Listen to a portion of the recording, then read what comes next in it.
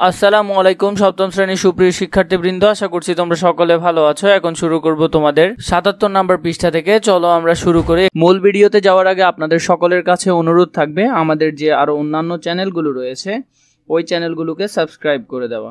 এই অধ্যায়ে আমরা যা যা করেছি টিক চিহ্ন দাও। কাজসমূহ করতে পারিনি, ভালোভাবে করেছি। প্রাত্যহিক জীবনে লেনদেন চিহ্নিত করতে পারা, এটি আমরা ভালোভাবে করেছি। এক সপ্তাহের লেনদেনের হিসাব রাখা, এটিও আমরা ভালোভাবে করেছি। যৌক্তিকভাবে আর্থিক লেনদেনের ব্যাখ্যা করতে পারা, এটিও আমরা ভালোভাবে করতে পেরেছি। যৌক্তিকভাবে আর্থিক লেনদেনের নিয়মগুলো বুঝতে পারা, আংশিক করেছি।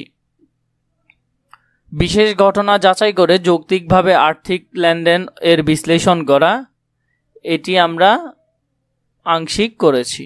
নিজেদের সাপ্তাহিক কেনাকাটায় যৌক্তিকভাবে আর্থিক লেনদেন করা হয়েছে কিনা তা যাচাই করা, ভালোভাবে করেছি। আর্থিক লেনদেনে নৈতিকতার নীতিগুলো বুঝতে পারা, ভালোভাবে করেছি। আর্থিক লেনদেনে নৈতিকতা বজায় রাখা হয়েছে কিনা তা যাচাই করা, ভালোভাবে করেছি। প্রাপ্ত স্কোয়ার হলো 36। আমার অভিভাবকের মন্তব্য, শিক্ষকের মন্তব্য। অভিভাবকের মন্তব্য খুব ভালো করেছে, শিক্ষকের মন্তব্য সে খুব ভালো করেছে, তার জন্য দোয়া রইল।